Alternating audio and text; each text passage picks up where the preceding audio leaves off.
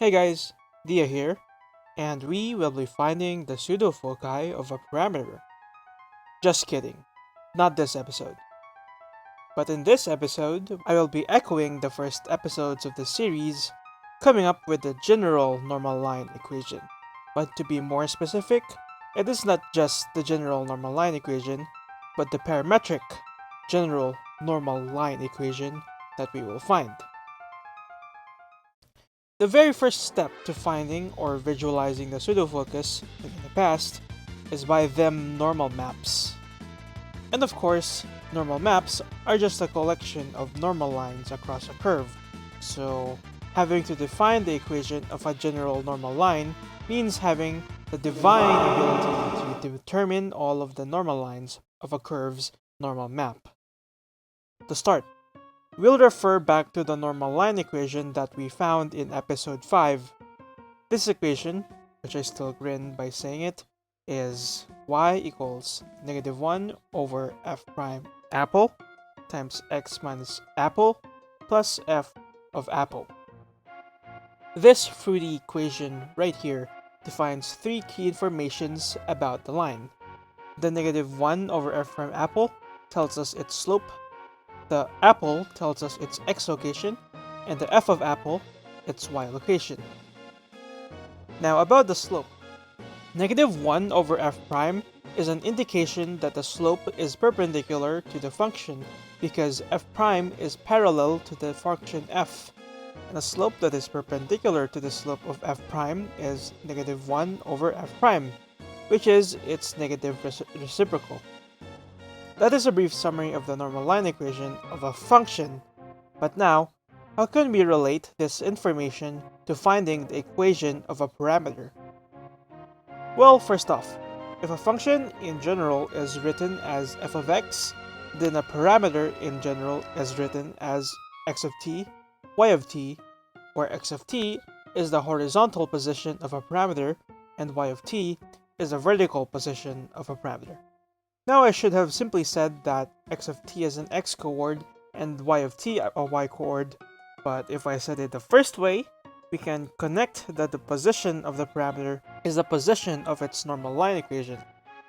Therefore, we already have two pieces of info for our parametric normal line, which makes y equals some slope times x minus x of t plus y of t. So, for example, if we have some parameter x of t, y of t, where x of t equals 3 and y of t equals 4, then a normal line equation for that value of t is y equals some slope times x minus 3 plus 4. Okay, I know we haven't figured out the slope yet, but I want to set the imagery straight to make sure you are still with me. Now, for the slope of the normal line equation, we first need to determine the parallel slope, so we can then transform that slope to its perpendicular. Since we are talking about slopes, we are also talking about derivatives. Oh shoot, did I just say derivatives? And that means calculus time.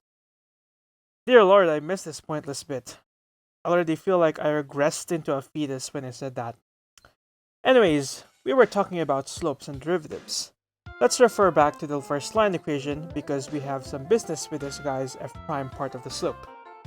F prime is simply the derivative of the function f as we know, but what's a derivative again? I just say derivative so much that I forget what it actually represents. Okay, so the derivative in single variable calculus terminology is the rate of change of y as x changes. With that said, another way of writing a derivative is dy over dx, which is a notation that resembles more of that definition than f prime.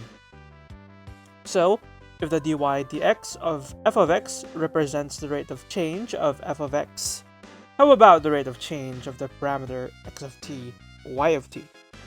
Well, to answer that, we know in dy dx that the variable y depends on x, and x is the variable that does the changing. However, for parameters, x and y depend on t, like I said last episode.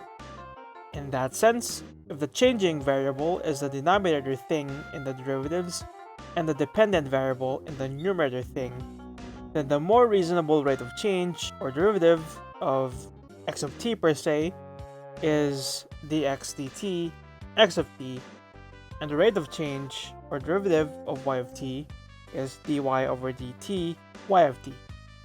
So what dx dt and dy dt mean is that if I change some value of t, then x or y change this much. For example, if x of t equals t cubed and y of t equals e to the power of 2t, then dx dt x of t is 3t squared, and dy dt of y of t is 2e to the power of 2t. Alright, let us now connect those informations to the parallel slope of a parameter. So, if a function has a parallel slope or derivative of dy dx of f of x, then the parameter has the parallel slope of what? Well, I bet you know already that it would be dy dt y of t over dx dt x of t. This makes sense because it looks like we can cancel those dt's and get back to dy dx, though we'll lose information about t. So this is the parallel slope of a parameter x of t, y of t.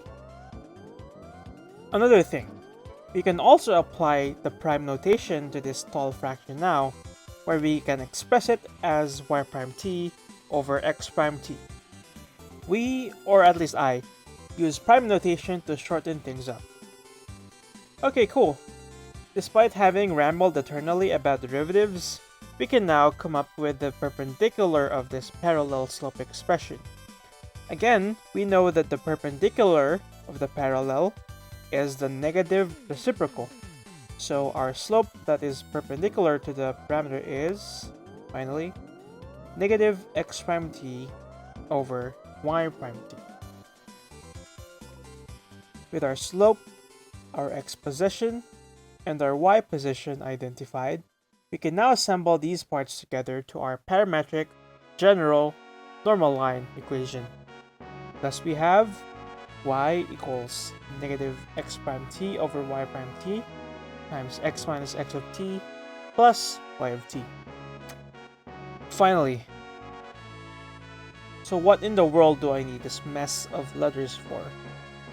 Well, let's go for an example. Here's a good one. Cosine of 3t, sine of 4t. And to whet your appetite, trace this curve I shall.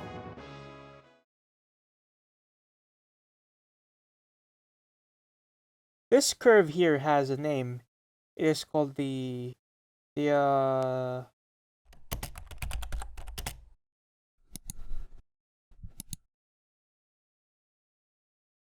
Lissajous figure. Lissajous. This is the curve that I featured on my last video's thumbnail, so it may be familiar to you in the slightest.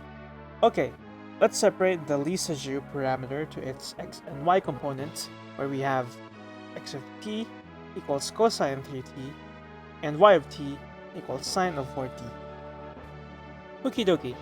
Next, we take the derivative of these guys, where x prime t yields negative 3 sine 3t and y prime t yields 4 cosine 4t. With these derivatives at hand, we can express the general normal line equation of this parameter, where we have y equals negative 3 sine 3t over 4 cosine 4t times x minus cosine 3t plus sine of 4t.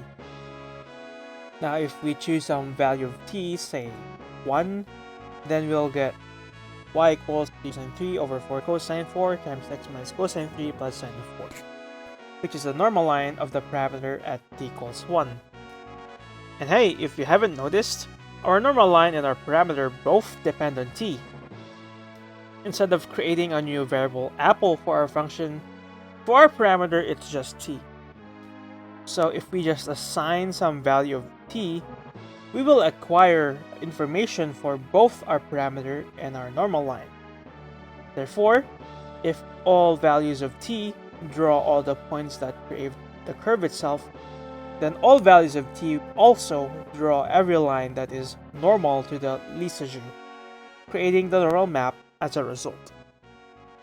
Here, let me do the same animation again, but this time I'm also drawing the normal lines.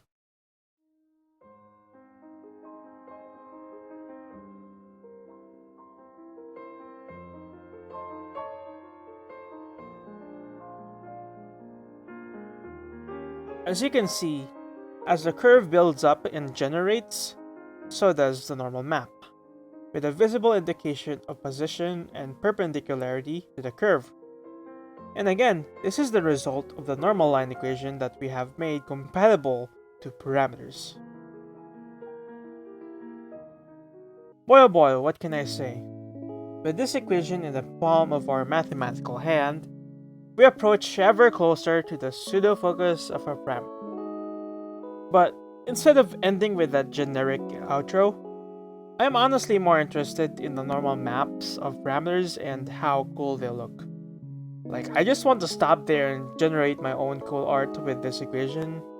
But hey, throughout this second journey to the pseudo-focus, the catering of our curiosity, or at least mine, is more of an obligation than making magnum opuses, or opie, I guess, to the math museum. That's all I can say for now. See ya, gamers, I mean mathematicians.